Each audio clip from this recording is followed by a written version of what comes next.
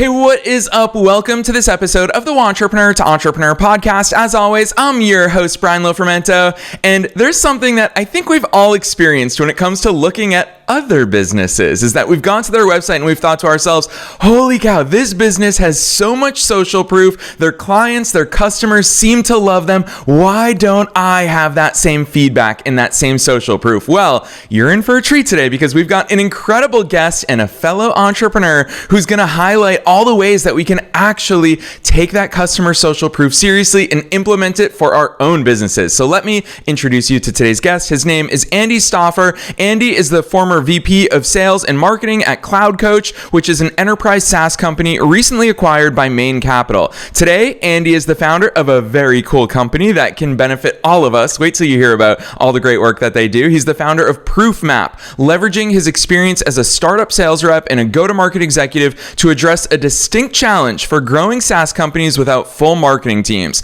maximizing the impacts of social proof. If you've ever thought that your marketing efforts and your sales efforts are not doing as much as they should be doing, well, that's why Andy's entire business exists. We're all going to learn a lot from him today. I'm excited about this one, so I'm not going to say anything else. Let's dive straight into my interview with Andy Stauffer.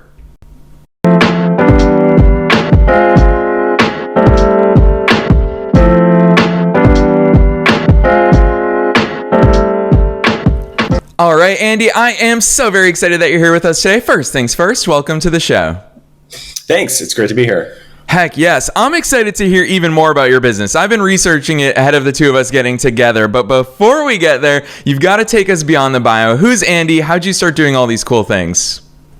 Yeah, so my career has primarily been in startup land.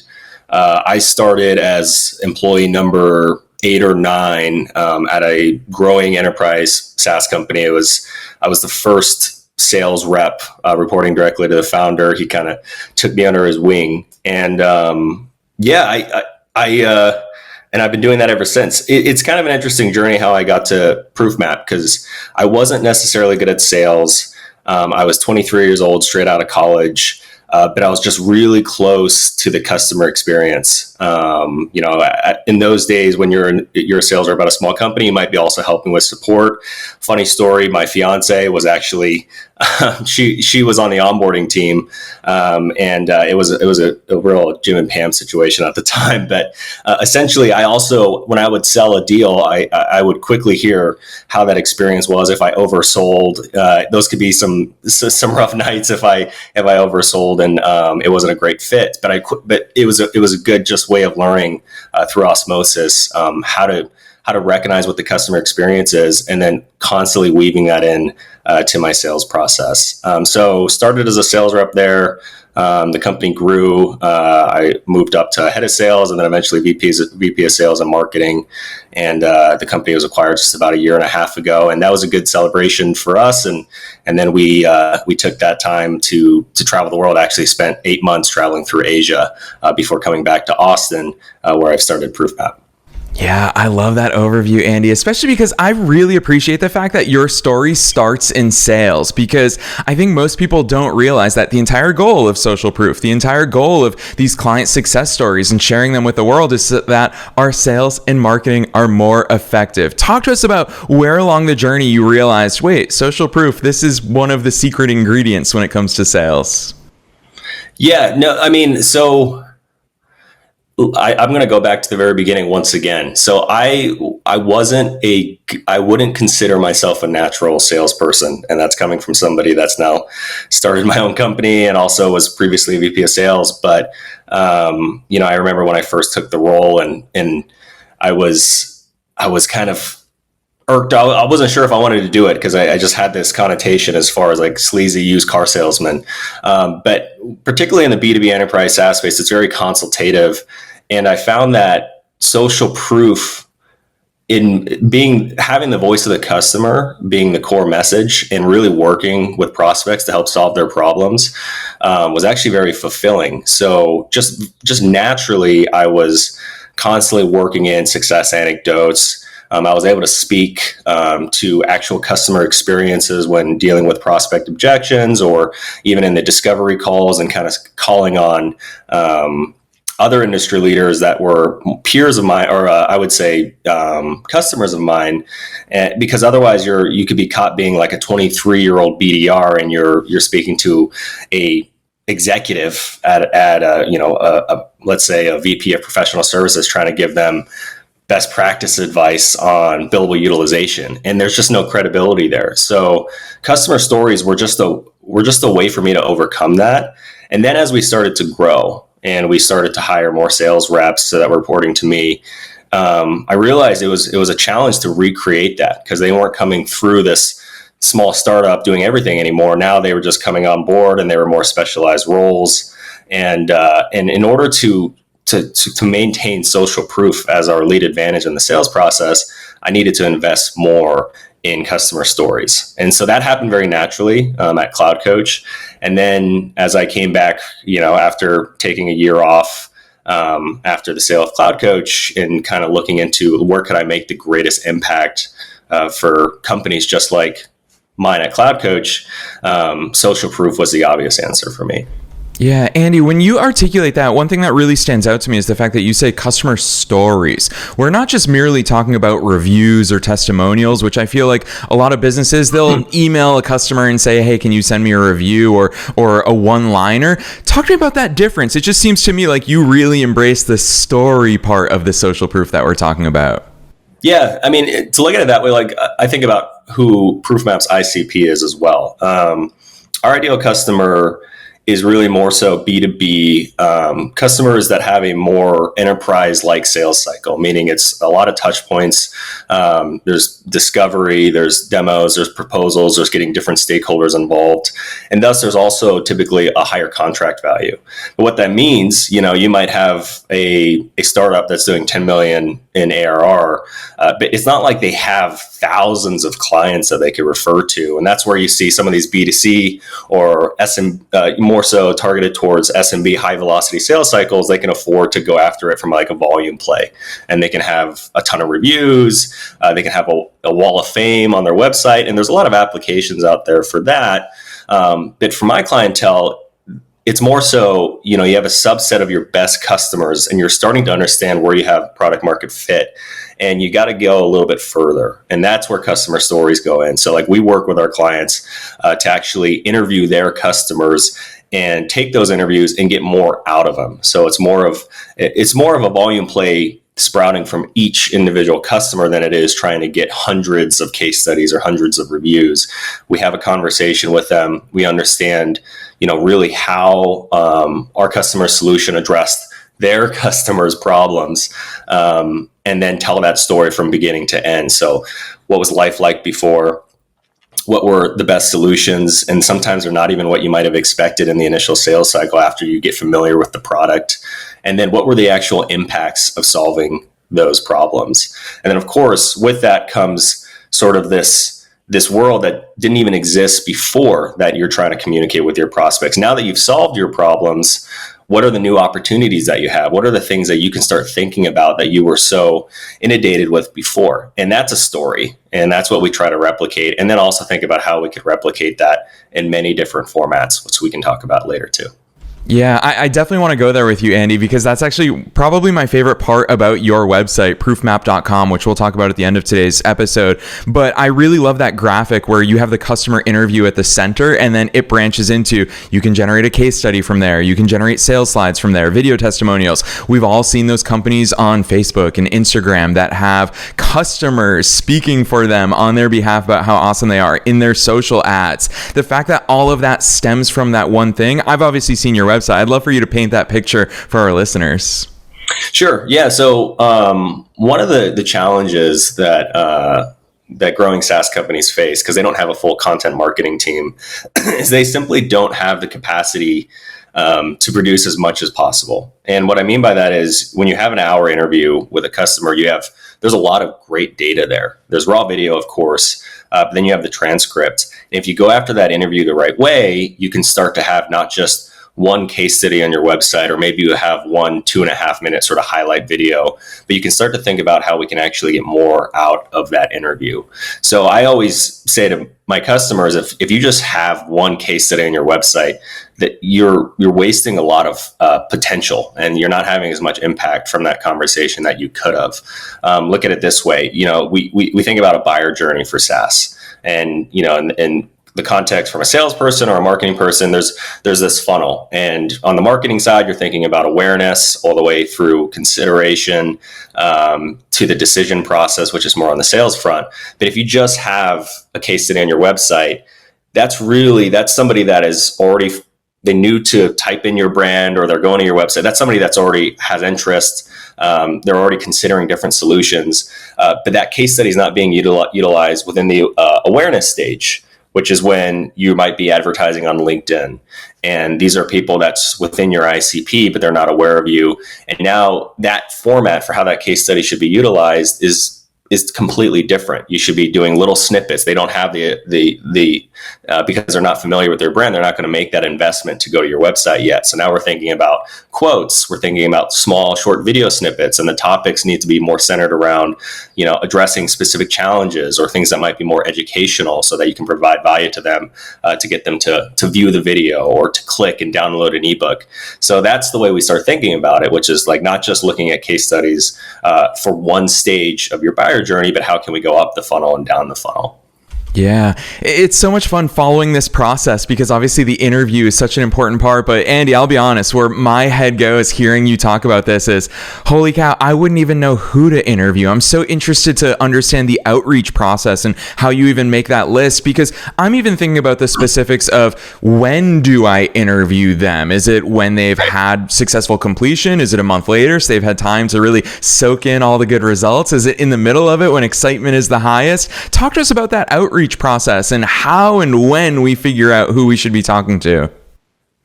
Yeah, so there's some obvious things to do. You don't want to go too soon, because they might have not have recognized value yet.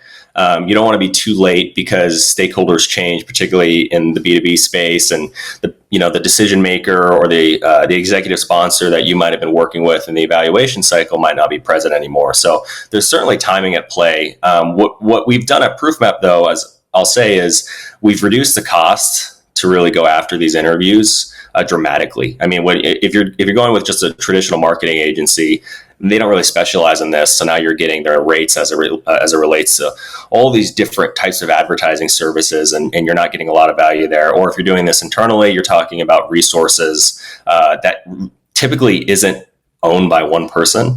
So, when you think about the skills required to conduct this whole process, understanding which customers to go after, like you're saying, being able to have the skills to actually do the interview, which is certainly a skill, and then to actually see it through, whether it's on the video editing side, content writing, knowing what questions to ask as it relates to different parts of the buyer journey, how salespeople use it. So like that investment is why timing is such a big concern for a lot of our customers. But what we've done is, because we've made that process seamless, what I like to say is any business stakeholder that's willing to talk, it's worth having that conversation.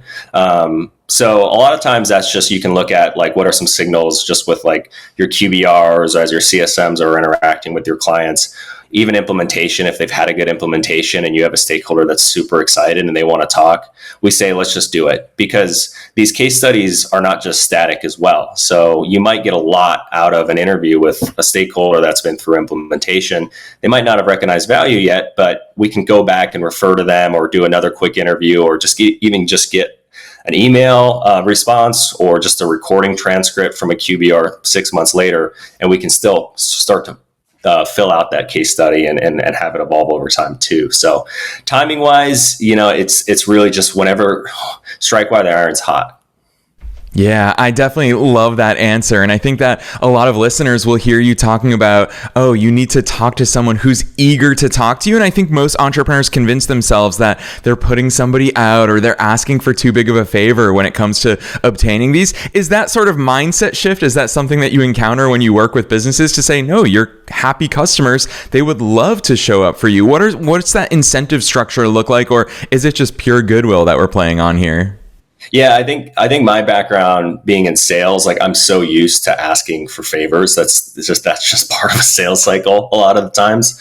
So that was never, like that's something that takes a little bit of just education. And when you're working with particularly those on the marketing side, just a little bit of reinforcement. We work with our clients because a lot of goodwill goes a long way. But what we educate them on is who's doing the ask.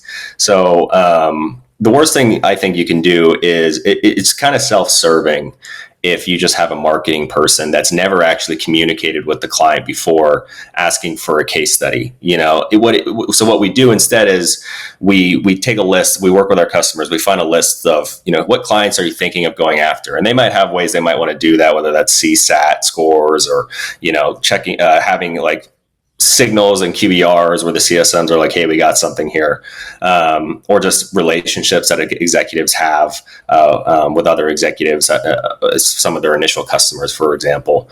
But then what we'll try to do is decide who's the best person to reach out. And that's usually got to be somebody that when they're asking for a favor, there's opportunity for a favor to be returned.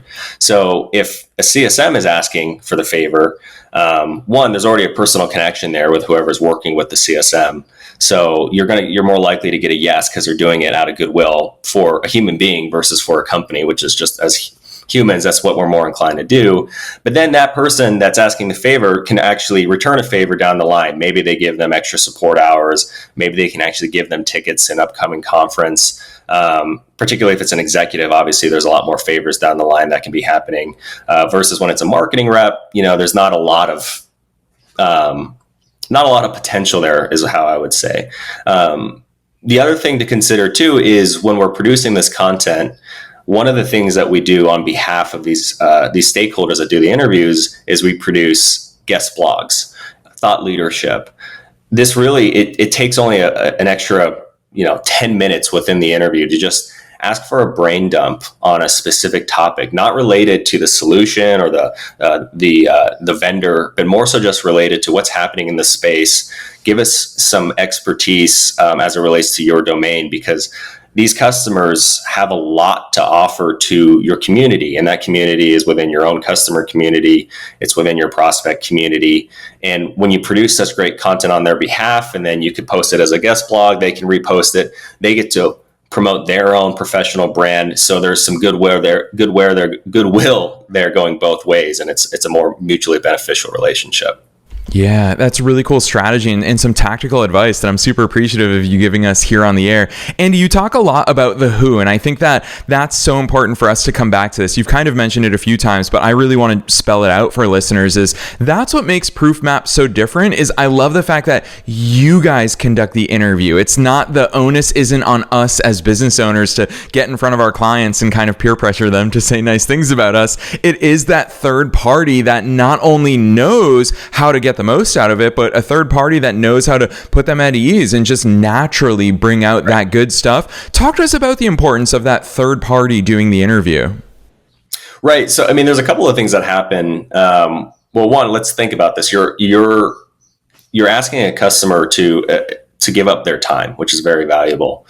So from the very get-go, when a customer agrees to do a case study for our clients, we get introduced, and the introduction is, here's Proofmap. This is our, we outsource this to a professional case study production company. And that already adds a level of formality to the process. It also just tells your customer that you value their time and that you're investing in making sure to get the most out of it. It also, frankly, because we come in with a lot of guidelines, and it's clearly like we have a procedure for this, and we even send them equipment. There's just a higher level of commitment that they take because they're like, oh wow, this is for real. I'm not just jumping on a Zoom call. Like, here's a pre-brief. Here, I'm getting a package here a couple days before the interview. So when we have these interviews with our customers, they're ready to go. They're dressed nice. Their background looks great. And they want to make the most of it just as much as we do. Then, as far as the interview itself, I can't stress this enough. Like and you understand this fully too. Like it's a skill, and it's something that we are doing all the time. Whereas somebody just internally at a company like a content marketer, it might be something that they do just a handful of times throughout the year. And so the more reps that we get doing this, we understand how to, one, make the client feel at ease, understanding different types of personalities and what you can push on and what you can be a little bit more honest about and trying to get more metrics versus what you might need to more so just kind of leave at bay and just try to get the most out of the interview and focus on different impacts, perhaps things that are more visceral. But because we're doing this holistically and we're thinking about, hey, this one case study that we're doing for our customer isn't the end all be all. What we're doing is we're committed to a case study campaign. We're thinking about, this client, okay, they're really focused on client experience. That's clearly what they care about. That's fine. That can be the theme of this interview. And there's going to be a lot of valuable content that can be utilized for the latter stages of a buyer journey when prospects are now committed to a solution and they like the product, but now they're just trying to understand what the onboarding experience is like. This case study will be really useful for that. And then on the next case study, you might have somebody that's really willing, already has reports pulled up and they have a lot of great metrics, and that can be great for more top level, awareness and consideration content, and that's fine too. So we think about each one of these interviews as a subset of an overarching marketing campaign. Yeah, I love that. Andy, as someone who interviews entrepreneurs and business owners and solution providers for a living, I will say, to me, that's very much part of your secret sauce, is that you're not just getting great customer feedback in video interviews, but you're doing it for a purpose. And the fact that you, and it's probably a testament to your experience leading up to you founding this company, is the fact that you understand the sales cycle, the sales process, the fulfillment process. So it shines through in the way that you operate. I do want to switch gears a little bit and talk to you about the elephant in the room. It's come up in so many of our conversations this year, and that is, of course, AI. So many companies are asking themselves, how do we incorporate AI? How does AI make our processes more efficient or higher quality? All of that. Talk to us about how AI plays into the work that you're doing. Yeah, so much. But at the same time, one thing that I've tried to do as far as how I communicate our value to our prospects and our clients, it's kind of ironic. I actually try not to mention AI too much because I really believe AI, that's just the standard. If you're a new agency or a new SaaS company and you're starting a company now, and you're not leveraging AI, that would just be foolish. So really what I try to do is more focus on customer experience, what's the outcomes, and really like AI is more of a benefit to me and my ability to scale my business than it is to my customers. At the end of the day, whether I have fully automated my back-end processes with AI, which I have for the most part, or I'm offshoring resources and we have people working overtime to produce the outcome for our customers, they don't really care. So what I like to focus on is more so just always be thinking about what are the outcomes that you're chasing and then reverse engineer from there with how you can leverage AI as much as possible without reducing the quality of the outputs. What I also think it's done for companies like myself that are starting out is just a true advantage. It allows, so Proofmap is a company that's focusing on customer case studies and producing as much content from these interviews as possible. And at the moment, it's a service, and it's highly productized in the sense that I can have a commercial model that's very similar to just getting a software subscription. Over time, we're going to continue to productize what we're doing.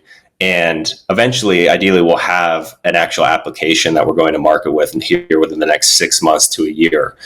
But as far as the customer experience, it's not really going to be any different. They're still going to get the same outcome. It'll just allow me to scale my business. So I think that it's done for entrepreneurs like myself, particularly those that are not necessarily as technical. I do have, a more technical co-founder that's assisting on a part-time basis and help bridging some of the gap as far as the back-end stuff goes.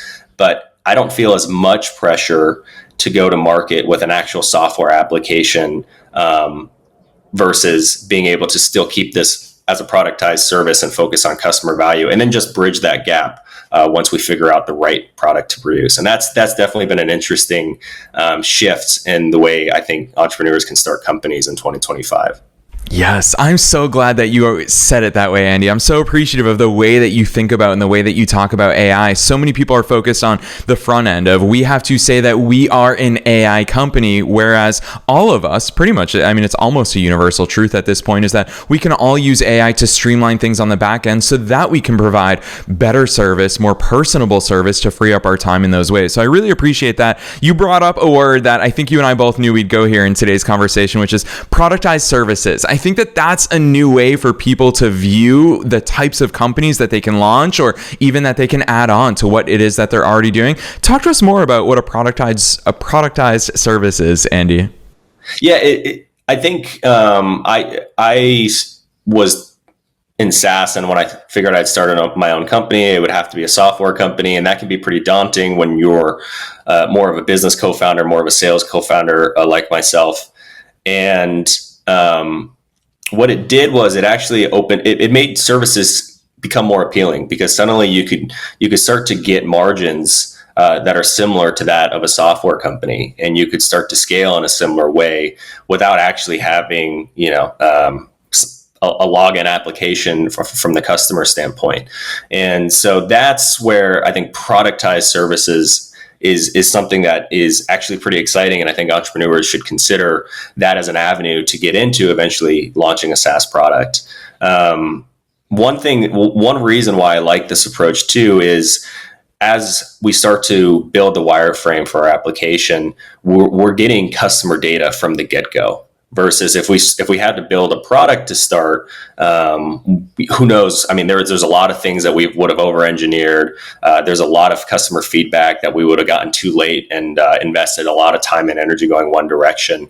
There's this concept of an MVP, which is just a best practice so that you can just start to get more customer input. Well, now the MVP, you don't even actually need an MVP. You can still provide a productized service and start to at least, get the business model up and running. And so all my go-to-market stuff, all my marketing, getting the brand going, that was able to get started before actually having a SaaS application. And that's really exciting. And now I have customers. Proofmap is the idea probably, I started working on the idea in September. I started taking pilots November, December, and January, February, we're getting our first generation of customers. And every month I'm learning exactly I'm getting more and more feedback for how we could actually productize this in a software application. But for the time being, we can bridge that gap with a productized service offering, which is really exciting. Yeah, I love that approach. I think that will result, if more people do this, it will result in better products at the end of the day, because you're really refining all of that, which makes me want to ask you on a really macro level, because you've seen the SaaS world from the inside, and now you're seeing it from the outside, helping them stand out. And I would argue that one of the downstream effects of AI's adoption is that SaaS companies are popping up literally every day. So many of them are just GPT wrappers, because it's never been easier to build on top of a really amazing platform and foundation. So with that in mind, Andy, what's your perspective on where SaaS is going this year? I love the fact that your company brings the human back into the world of all these SaaS companies, but what's your take on the direction that we're heading in? Yeah, let me think about that. So I think this is and keep in mind, this is coming from I'm not a technical co-founder or founder, so I don't want to be diminishing the value of that. But at the same time, what AI has done is, if somebody got access to all my Miro boards and all the documentation and how we're instructing our GPTs and training our models, I should say agents, they could recreate what Proofmap has built from a technical perspective, in a matter of days now. You can just build applications so quickly. So what that means is the focus for me is more so on the go-to-market, the customer experiences, and all of the underlying processes between the technical aspects of the business. And that is where I believe companies will be able to differentiate. So there's a lot more investment that I'm taking into having the right customer onboarding process and investing in the right project management systems, getting a head start on some of the things on like a delivery standpoint with how we integrate. We're invested in Salesforce.com as our platform, which for a startup seems like a crazy investment to make versus us, getting started with like a HubSpot. But just knowing that, those underlying processes are going to be so important, because from a technical standpoint, like once, another company could come in and they could probably have a solution that has parity pretty quickly. But it's going to be all the other processes and how you invest in SEO and how you invest in getting social proof for my company in itself. That's going to be the difference maker in order to sort of build a moat and continue to be competitive in the long run.